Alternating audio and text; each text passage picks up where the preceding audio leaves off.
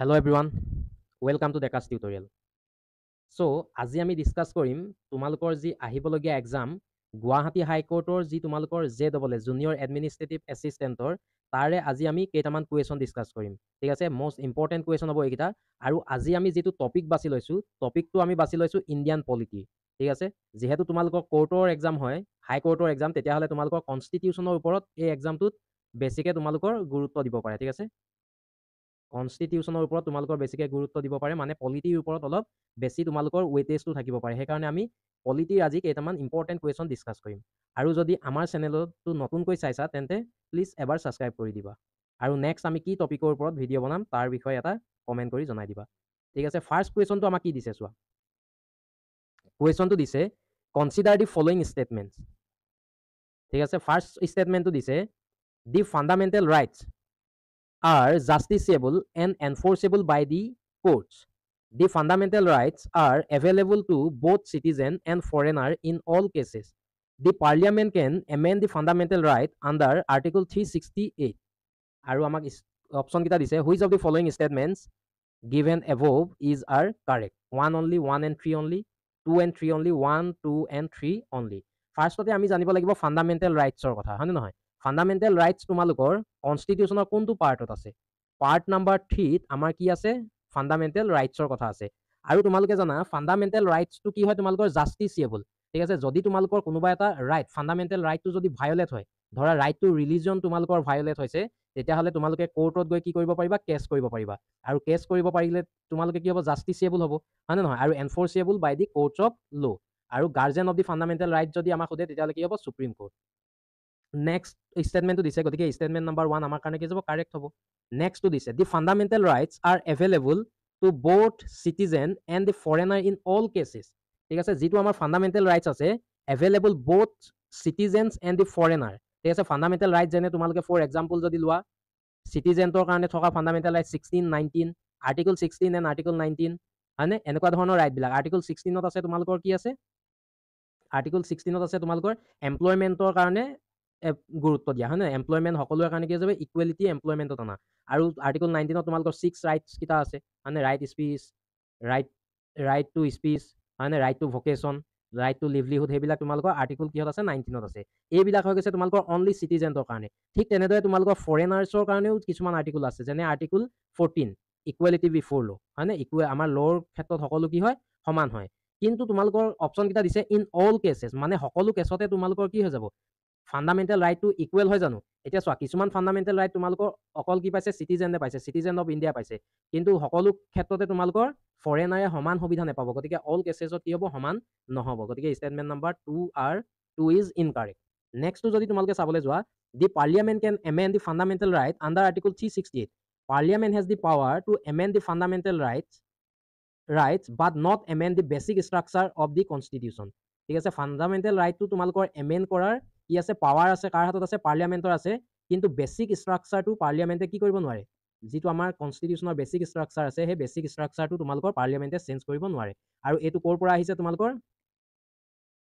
কেশৱানন্দা ভাৰতী কেছৰ পৰা আহিছে, হয় নে? কেশৱানন্দা ভাৰতী কেছ 1973ত তোমালোকৰ সুপ্ৰিম কোৰ্টে কি কৈছিলে? Parliament has the power to amend the fundamental right, to amend the constitution under article 368 but not amend the basic structure of the constitution. গতিকে এইটো কি হৈ যাব তোমালোকৰ? Parliament can amend the fundamental right under article 368.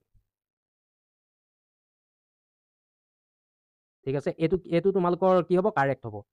3টো কি হ'ব? Correct হ'ব। পাৰ্লিয়ামেণ্টৰ কি আছে? পাৱাৰ আছে আমাৰ কনষ্টিটিউশ্যনখন এমেণ্ড কৰা। গতিকে কাৰেক্ট কোনকেইটা ওলালে? 1 and 3।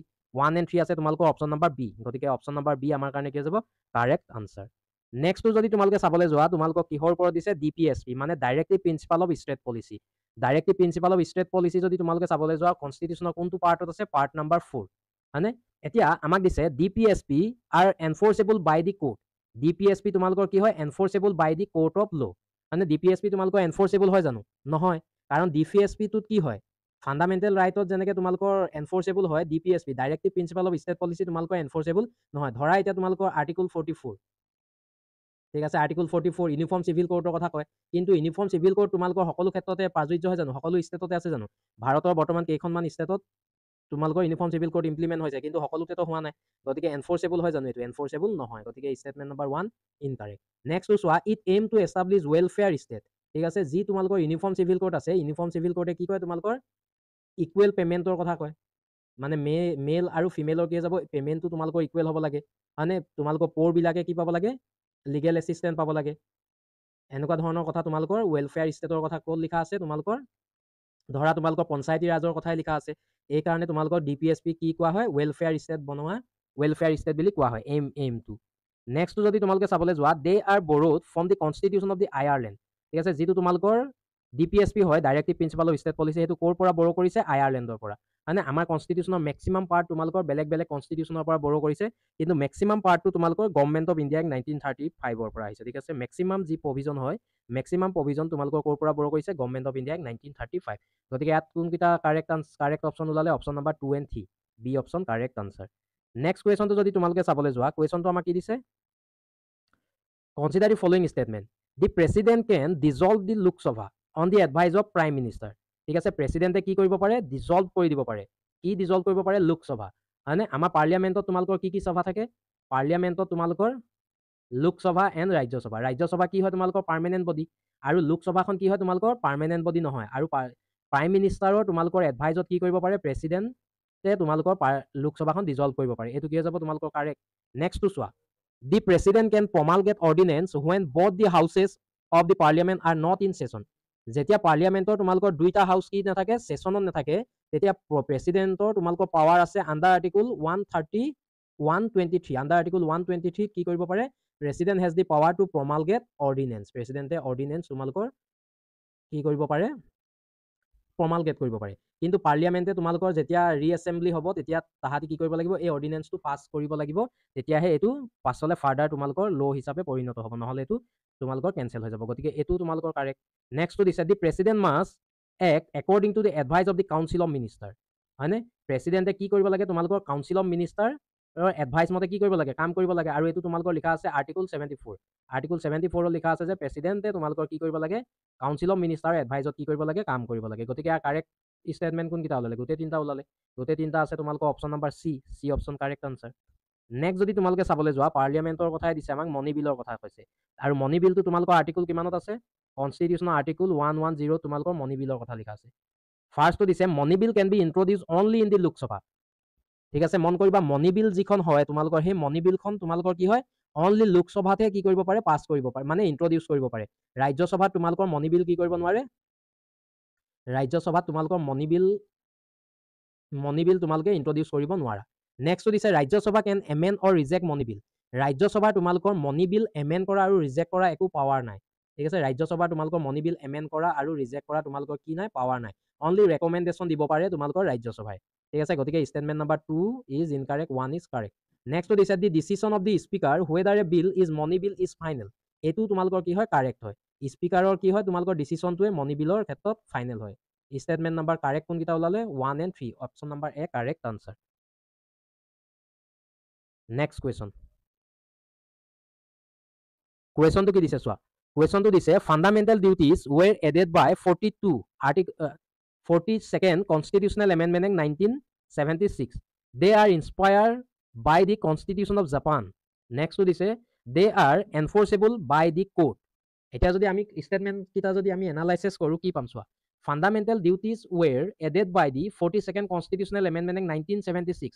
This statement is correct. ঠিক আছে, আমাৰ যিটো ফাণ্ডামেণ্টেল ৰাইট হয়, ফাণ্ডামেণ্টেল ডিউটিজ হয়, ফাণ্ডামেণ্টেল ডিউটিজ কেইটা আমাৰ কনষ্টিটিউচনত একেবাৰে যেতিয়া আমাৰ কনষ্টিটিউচনখন তোমালোকৰ কমেন্সমেণ্ট হৈছিলে, কেতিয়া কমেন্সমেণ্ট হৈছিলে, 26 জানুৱাৰী 1950। ঠিক আছে, 26 জানুৱাৰী 1950 যেতিয়া কমেন্সমেণ্ট হৈছিলে, আমাৰ ফাণ্ডামেণ্টেল ডিউটিজ নাছিলে। ঠিক আছে, ফাণ্ডামেণ্টেল ডিউটিজ নাছিলে। তাৰ পাছৰে পৰা কি কৰিলে তোমালোকৰ 42nd কনষ্টিটিউচনেল এমেণ্ডমেণ্ট এক্টৰ দ্বাৰা কি আহিলে, ফাণ্ডামেণ্টেল ডিউটিজ আনিলে। আৰু কোনে ৰেকমেণ্ডেশ্যন কৰিছিলে, চৌৰাণ সিং কমিটি। মনত থবা, চৌৰাণ সিং কমিটি, এইটো তোমালোকৰ এক্সামত আহে। চৌৰাণ সিং কমিটিৰ দ্বাৰা ৰেকমেণ্ডেশ্যন কৰিছিলে। They are inspired by the constitution of Japan. They are inspired by the constitution of Japan নহয়, কি হয়, USSR।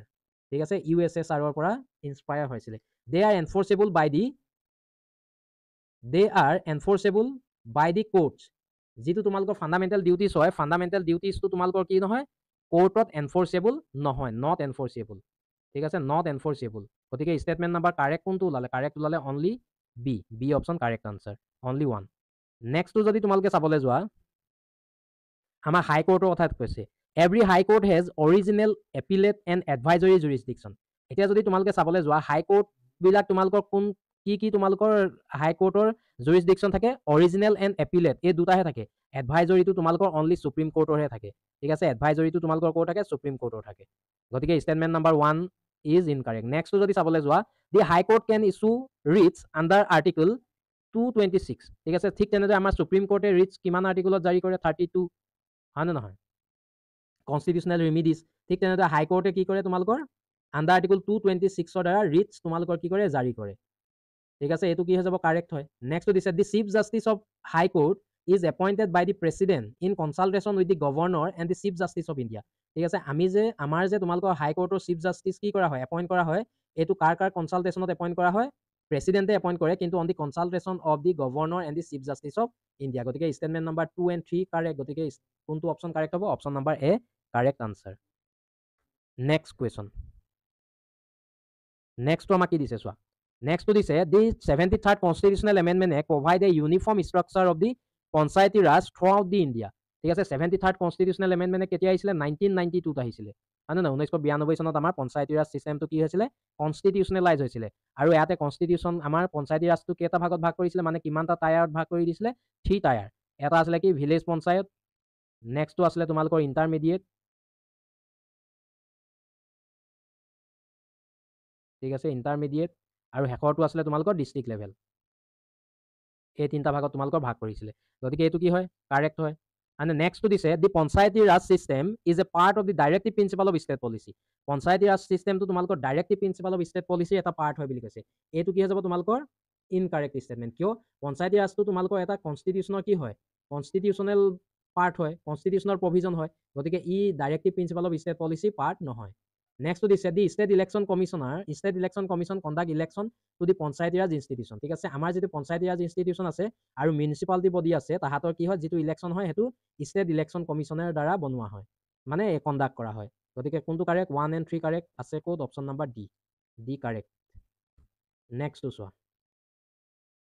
ঠিক আছে আমাৰ কনষ্টিটিউচনখন কিহৰ পৰা ষ্টাৰ্ট হয় প্ৰিএম্বলৰ পৰা হয়নে আৰু কুৱেশ্যনটো দিছে আমাক প্ৰিএম্বলৰ পৰা the preamble is a part of the constitution ঠিক আছে যেতিয়া তোমালোকৰ কনষ্টিটিউচনখন মানে আমাৰ কমেন্সমেণ্ট হৈছিলে তেতিয়া প্ৰিএম্বলটো তোমালোকৰ কনষ্টিটিউচনৰ পাৰ্ট নহয় বুলি আমাৰ সুপ্ৰিম কোৰ্টে কৈছিলে বা তোমালোকৰ যেতিয়া কোৰ্টত কেছ হৈছিলে তেতিয়া কৈছিলে যে কনষ্টিটিউচনখন আমাৰ প্ৰিএম্বলখন আমাৰ কনষ্টিটিউচনৰ পাৰ্ট নহয় কিন্তু যেতিয়া তোমালোকৰ কেশৱানন্দ ভাৰতী কেছ ঠিক আছে কেশৱানন্দ ভাৰতী কেছ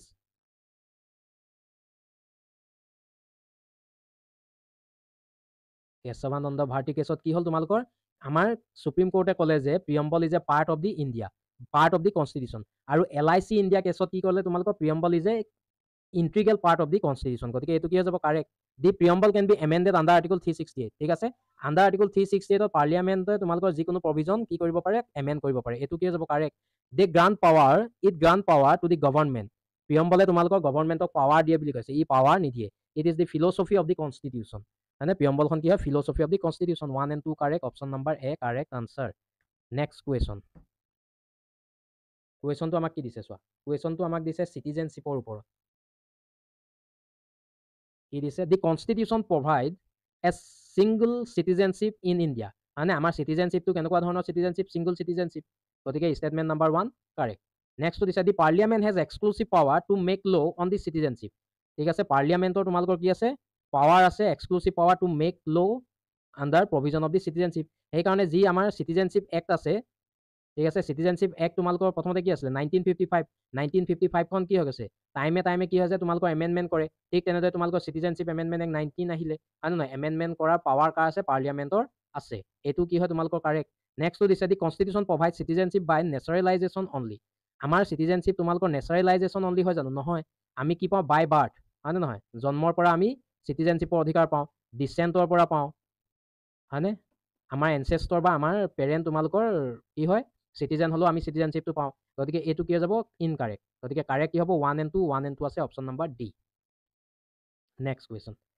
কুৱেশ্যন দিছে তোমালোকৰ ফাণ্ডামেণ্টেল ৰাইটছৰ পৰাই দিছে right to property is a fundamental right ঠিক আছে আগতে তোমালোকৰ ৰাইট টু প্ৰপাৰ্টিটো কি আছিলে ফাণ্ডামেণ্টেল ৰাইট আছিলে কিন্তু এতিয়া কি হয় is a legal right to property is a legal right under article 300A ঠিক আছে আণ্ডাৰ আৰ্টিকল 308ত তোমালোকৰ 308 right to property is a legal right তাৰপিছত যদি তোমালোকে চাবলৈ যোৱা ৰাইট টু কনষ্টিটিউচনেল ৰিমিডিজ যিটো তোমালোকৰ আৰ্টিকল 32ত আছে ঠিক আছে আৰ্টিকল 32ত আছে itself a fundamental right এইটো কি হৈ যাব কাৰেক্ট নেক্সটটো তোমালোকৰ কি দিছে fundamental right can be suspended during emergency হয়নে ইমাৰ্জেঞ্চি টাইমত তোমালোকৰ ফাণ্ডামেণ্টেল ৰাইট কি কৰিব পাৰে ছাছপেণ্ডেড কৰিব পাৰে statement number 2 and 3 are correct এইটো A option correct answer next question so' আজিলৈ আমি পলিটিৰ ইম্পৰ্টেণ্ট তোমালোকৰ 10টা কুৱেশ্যন ডিছকাছ কৰিলোঁ ঠিক আছে 10 কুৱেশ্যন আমি ডিছকাছ কৰিলোঁ নেক্সট পাৰ্টত আমি এইটো হৈ যাব আমাৰ পাৰ্ট নাম্বাৰ 1 নেক্সট পাৰ্টত আমি আৰু 10টা কুৱেশ্যন ডিছকাছ কৰিম ইম্পৰ্টেণ্ট কুৱেশ্যন যি তোমালোকৰ এক্সামত সুবিধা হ'ব যদি ইমানখিনিলৈকে ভিডিঅ'টো চালা তেন্তে এটা লাইক কৰি দিবা আৰু কমেণ্ট কৰিবা